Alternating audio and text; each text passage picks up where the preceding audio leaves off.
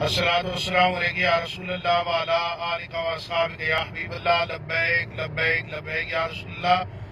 میں اپنے سننے والے تمام مشاقان مصطفیٰ صلی اللہ علیہ وآلہ وسلم کو یہ انتہائی افسوسناک خبر دے رہا ہوں اور کنفرم کر رہا ہوں کہ قائد ملت اسلامیہ علامہ حافظ خادم حسین رضوی صاحب رضا الہی سے انتقال فرما گئے ہیں۔ آپ کے دوبارہ سانس بحال ہونے کی جو خبریں چل رہی ہیں وہ بالکل غلط خبریں ہیں، وہ درست نہیں ہیں۔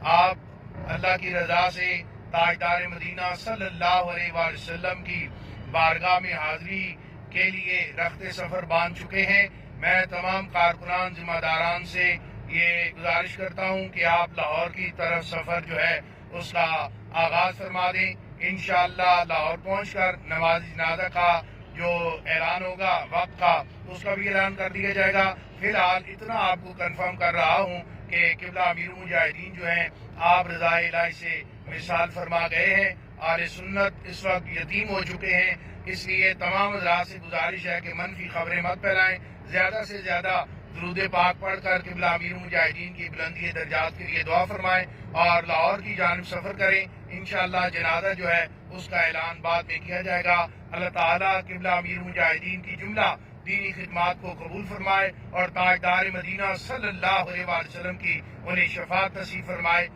جزاک اللہ۔